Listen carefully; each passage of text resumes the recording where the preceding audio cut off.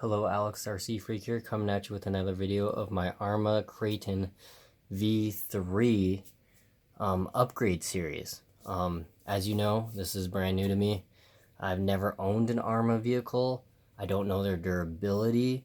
From what I hear and what I've been personally told, they're extremely durable and they're a really good RC. Very well built from what people say. So there is a couple things I feel on this vehicle that could be improved still. So this is the latest version, the 2018 version. It is the vehicle, it's like a monster truggy. So what I'm having an issue with is it doesn't have very much slop on this side, but this side has a crap load of slop in the control arm. So I'm going to bring the vehicle in closer, sitting on its tires. So anyway, we're going to try to walk through this together. So basically what you got is a 2.0 millimeter screw here, Allen. You got your ball ends here, which is, this is a 2.5 millimeter on the inside of this Allen. So you just basically, on the inside of this, there's a little hole right there. You stick a 2.5 millimeter Allen wrench in there and loosen the ball end. You do not need to loosen this red nut. And then you got the 2.0 millimeter screw for the back sway bar link there. I don't know, I'll see if I can get you a better view of it. But you got a 2.0 millimeter, it's right there for that rear sway bar link. There's a 2.0 millimeter screw on the back on the control arm. And then you got the shock. You only need to do that. You don't need to loosen this top nut to, get the shock out. You got 2.5 millimeter bolts on the back. Let's see if I can get you a better picture of that. So 2.5 millimeter. I already removed them right there and right there. So stick this thing back on its tires there.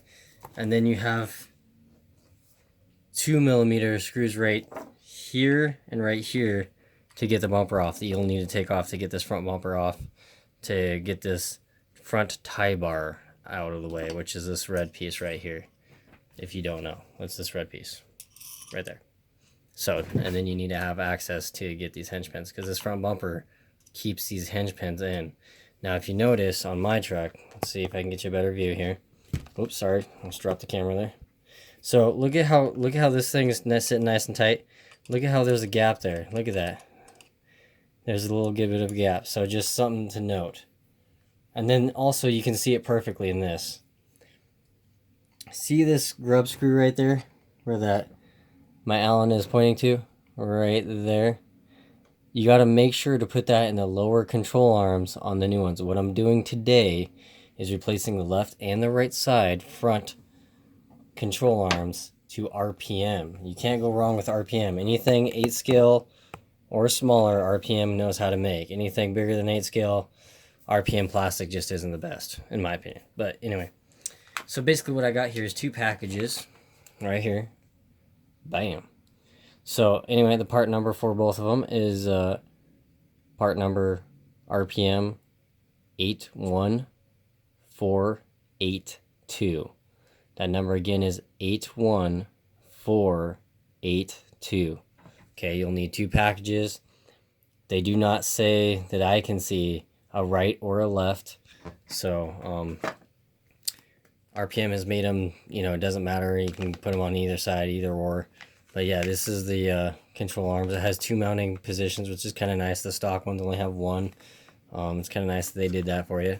There's the where you put the sway bar link right there. So yeah, and then there's where you put the grub screw. Let me just get this out of the way. There's the grub screw hole right there. So make sure to put that in, and make sure to adjust it properly before you stick the lower control arm in, because you do not have access.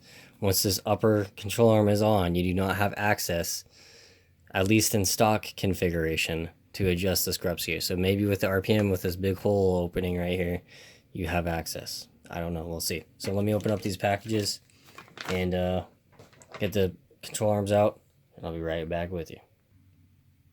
Okay, so I got the front bumper off, as you can see.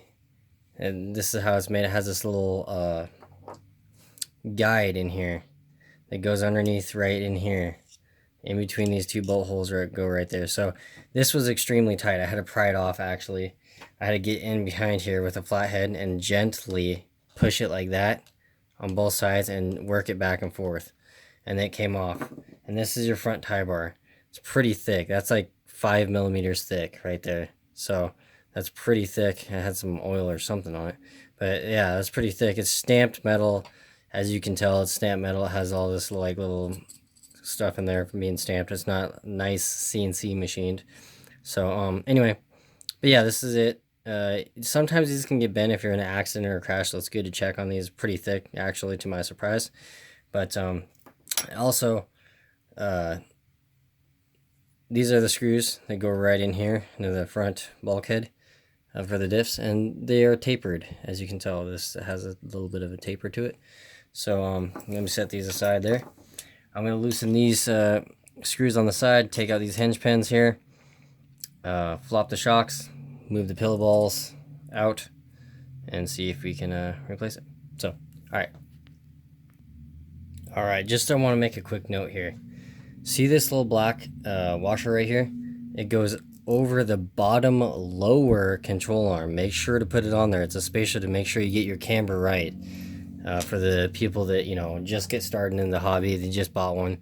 And then this is a camber adjustment thing too. It's plastic.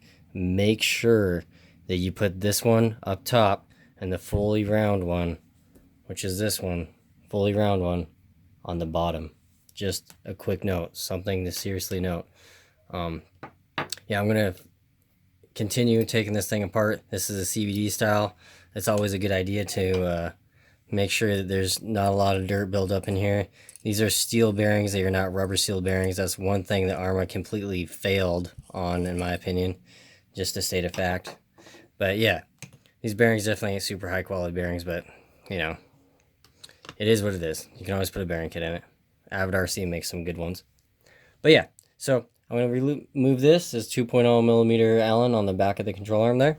And then this is a 2.5 millimeter Allen that I'll need to remove also. So I'm going to remove those. I'm going to remove that.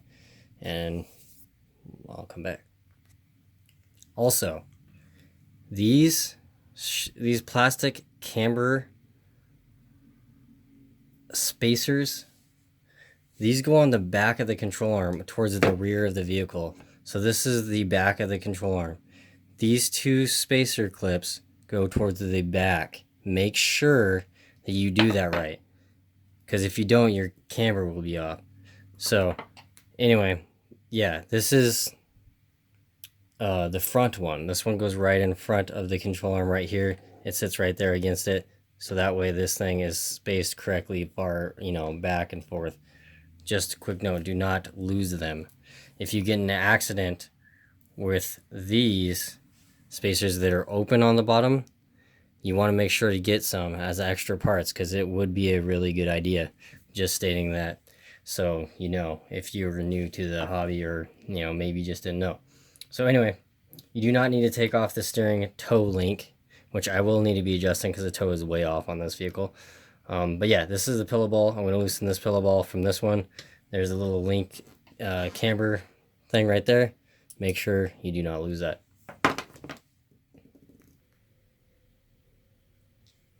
Got the hinge pin in. Got these both in on the pillow balls.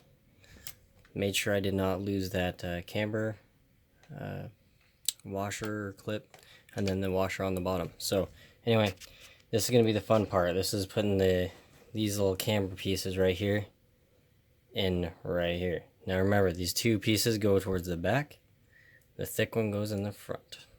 So anyway, what you're going to want to do, make sure to grab your dog bone or CVD, stick it in the drive cup as you take this and stick it in like that. So now what you want to do is you want to start the process of sticking this through, like just like that. So now you can move this back and forth. It's a little bit, it feels a lot better than the original one. So you just take this, some needle nose pliers. Sorry if my hand's going to be in the way here. Take it and push down, then push it forward like that. Take one of these needle nose pliers, clip it, take needle nose pliers, hold it like this, the needle nose pliers. You don't need to like man-hawk hold this. Sometimes it won't go in right away. You're gonna have to work with it. You know, they're kind of narrow. So push it in, and it should go in. Push these up. I like to push them up, kind of out of the way like that. And then, bam, yeah, that's a lot. This feels a lot tighter. When that's all tight, yeah, it's gonna be a lot tighter. That's for sure. So, anyway, take a 2.5 millimeter wrench and thread it in.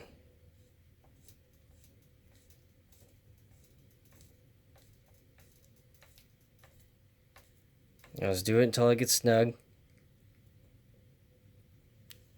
You know, we want it tight, but you don't want to over tighten because you don't want to strip out this back section right here. If you strip that out, then this hinge pin can pop out, and you don't want that. Trust me, you don't want that. That would be a bad situation. So, anyway, now you got one side basically done. You got your sway bar link screw in there. I'm going to stick it in the highest position. Take your pin, which is this pin right here, stick it through the control arm. Make sure you got the suspension. Oop.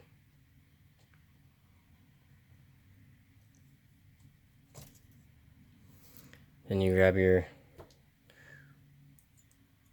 2 millimeter screw, stick it in the control arm. Now I recommend doing this all by hand on this screw here, because you do not, trust me, you do not want to strip out the control arm right here. It would just not be a good idea. So just do it until you do it by hand until you feel it hit this pin right here. So snug it down till you feel like a firm stop, then stop. You don't need to crank it. You don't need to go any more than that, because you will strip out the control arm. So I still got the other side to do, and yeah, it definitely is a noticeable difference. Like there, it's definitely not as tight as it was. So, which is nice. So that's what you don't want, is a lot of slop up front where you're steering, because it's hard on your steering servo, it's hard on your steering components. Especially if you have a lot of slop back and forth and something's maybe worn out on your rig, possibly. If you hit a jump and something hits and this is worn out, it slides back, you could break your bulkhead. You could, you know, that pin is moving like this that holds the lower control arm. If that's worn out, it can snap the bulkhead completely, and it could make your diff, depending on how badly it's broken. Your diff could pop out, or, you know, who knows what could happen. Just something to note. But yeah, thank you for watching. I do appreciate it very much. I still got the other side to do, obviously, but yeah, you want to basically put this tie bar, or front tie bar, like that, on like that, and it'll hold everything nice. And then you stick this on, stick the 2 screws on.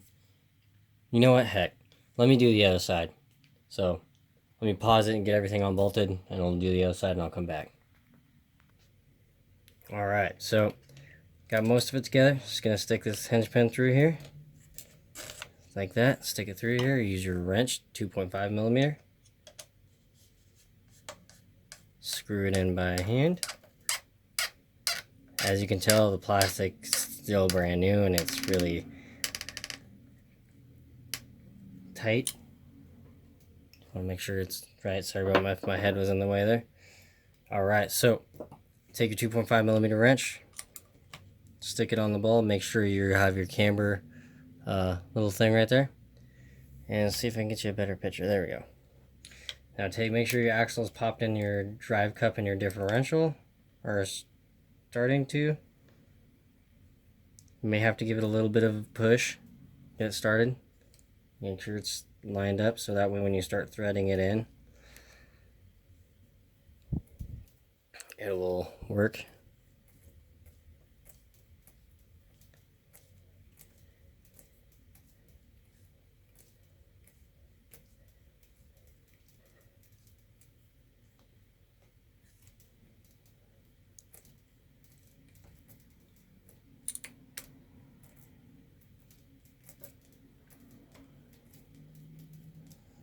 Now, just like I say, you don't need to freaking crank this thing tight with that washer on the top. Just get it to where it stops at that washer. And then you can move the washer if you want down a little bit so it's not some, you know, big ugly thing. But there you go. You just get it where it stops. Make sure your drive cup's popped in there correctly. Definitely is helping with the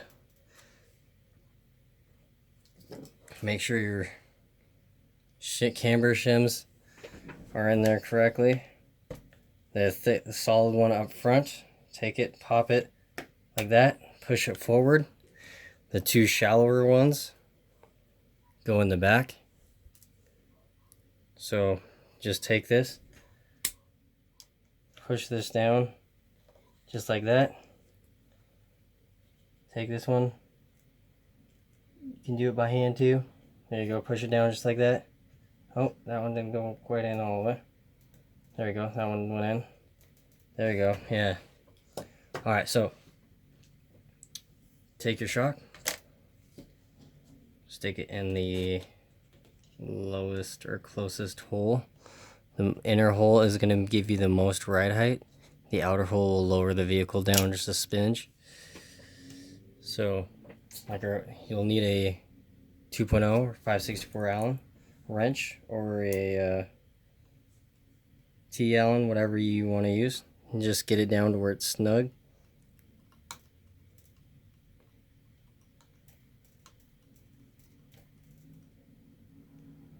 Bam, just like that. And then stick this front tie bar brace on. Let me just get you a better view there. Stick this tie bar brace on just like this, with this notched part right here facing down, so it should go like that. So now this may be kind of a tight fit because there's a little pin in here that is making this a tight fit. There we go. So now this is going to be the fun part, sticking the bumper on, which I'm not looking forward to doing. So anyway, take the bumper,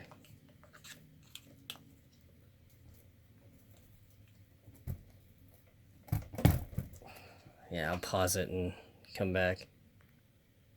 Okay, so I had to use I'm going to take it back out again.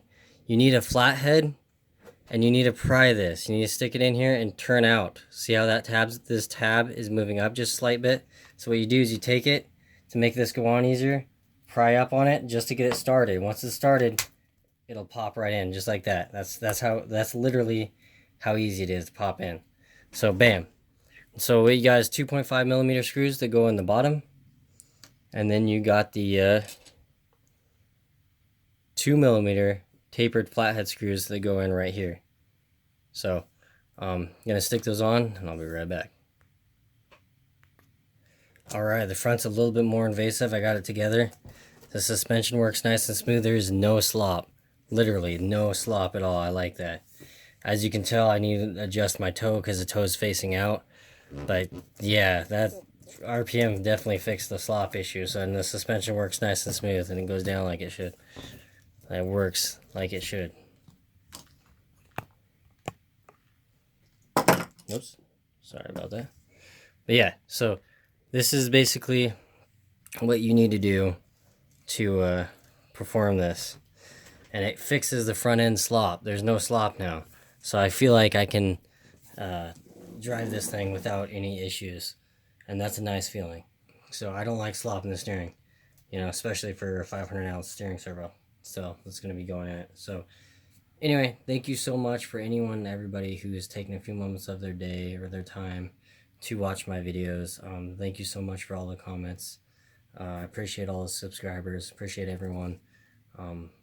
Yeah, I love this hobby to death. I really, really love this hobby. I love doing it and really enjoy doing it. like I say, please let me know if you guys have any questions for me, anything on a project you're working on, speed control problems. I'll do my absolute best to answer them to the best of my knowledge. With that being said, thank you so much for watching. I appreciate it. Alex RC Freak out. Peace.